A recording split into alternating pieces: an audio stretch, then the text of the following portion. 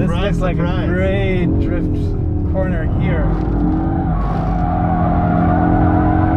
Oh wow, yeah. On this episode, we have a sneak preview of the all-new Audi RS3, the baby RS. So up front, well, it doesn't look too different, but what really grabs your attention already is that we have a wider stance than the standard Audi A3. Underneath this, and of course, you'll have to wait a little bit longer until I can show you all of these interior details, but we still have that glorious 5-cylinder, 2.5 liter turbocharged petrol engine, a very unique 5-cylinder engine. It makes now 400 horsepower and 500 Newton meters of torque. That comes mated with a 7-speed dual clutch transmission.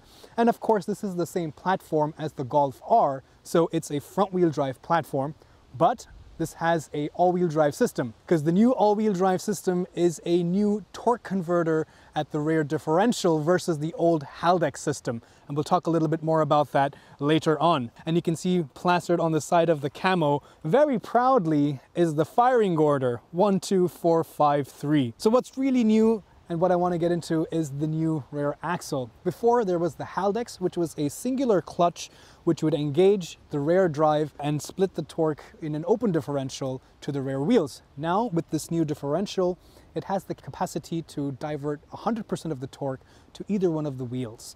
And with this, they are able to provide a lot more dynamic stability as well as a lot more drift angle, controlled drift angle, thanks to this technology. The new RS3 also comes with a adaptive sports exhaust pack. So there are valves inside the exhausts, which can vary the amount of sound and the flow. I was able to pull one of these RS torque splitters out of the cars and cut open a section for you guys to take a look at. In the past, the RS3 and of course the other cars on this platform, like the Golf R, had a Haldex system with a singular clutch, and then the differential would be behind that. So you would activate and deactivate the drive to the entire rear axle. But in this case, what you can see is you have 2 separate clutch packs for each of the rear wheels. So drive comes in from here, from the engine, and then it gets transferred to these 2 clutch packs. And the differential in the speed itself is achieved by how much these clutch packs are engaged and disengaged. There's a worm gear with an actuator which will rotate this gear, which has a ball and ramp to compress and decompress these clutch packs. The front axle remains open differential and it has a brake-based torque vectoring, but in combination with this, you get a really versatile all-wheel drive system. I cannot drive the car myself at the moment because it's still in a prototype phase, but I am in safe hands. I'm here with Norbert. Hello. Right? Yes, and you are one of the people, as I've understood, who has helped design, engineer, and set up the torque split rear axle as well as the suspension.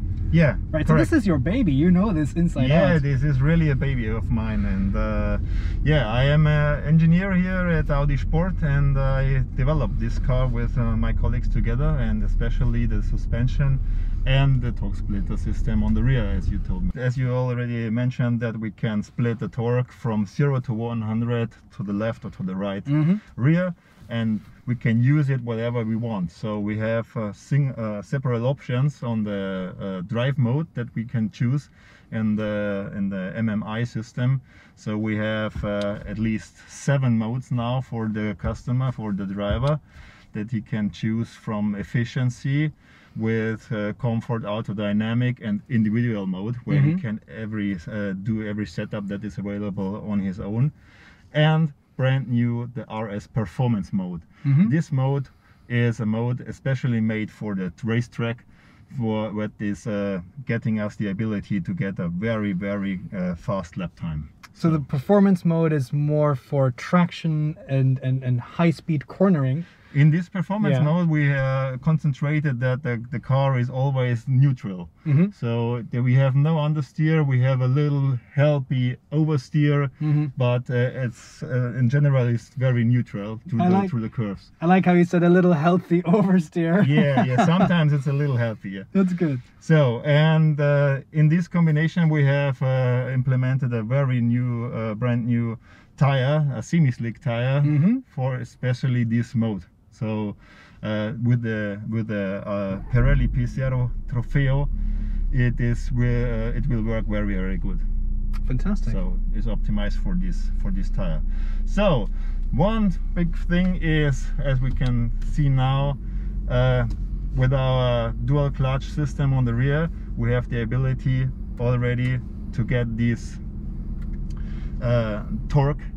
Even now we can already fix everything now in the stand. So we have the ability for launch control, and in this launch control we make the 0 to 100 in 3.8 seconds. 3.8, which faster than the last one. Is 0.3 seconds faster than the last one, and now we are best in class with this. Nice. So let's see what we have here now. First time is a new digital cockpit, right? New digital cockpit, and we have now ignition lamps, shift lights. Lights, yeah, where we can. Yeah, it's very much like a race car now. You get those big lights and.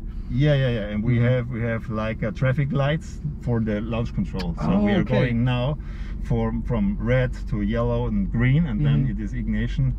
That now is the full power on the car. Yeah, let's try.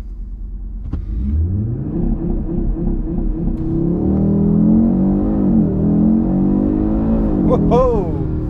Oh wow!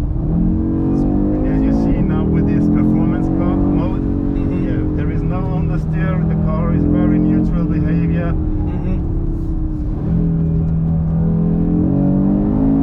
And that 5-cylinder engine, I mean, that's a gem of an engine.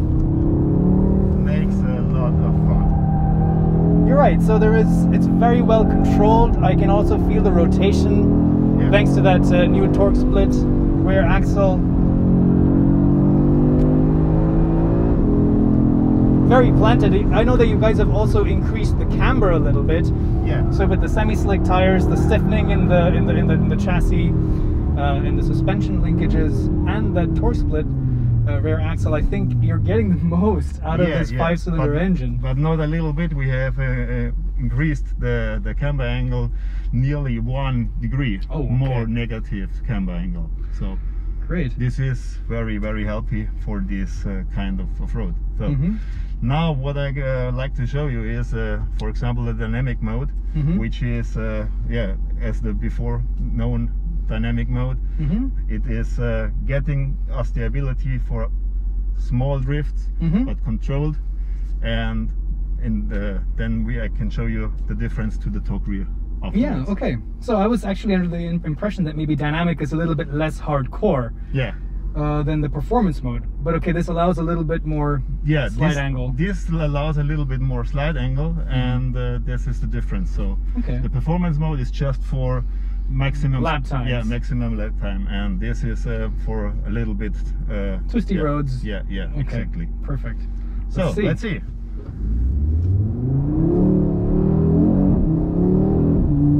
And what is the difference here is that we can not only make the car more agile, we can stabilize the car. Right. The torque splitter. Ah, I see, a little bit of that oversteer. Oh, a lot more of that oversteer. A lot more tire squeal too.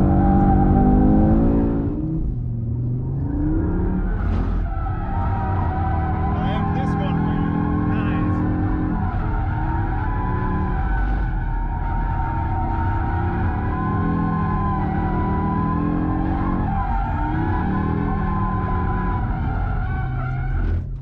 Nice. You make it look so easy. I'm gonna say it's because of the torque split. I'm just kidding. No, it's your driving skills. But you probably wouldn't be upset if I said if it was just the torque split differential, because that's also your skill anyway. Yeah, that's also my skill. Yeah.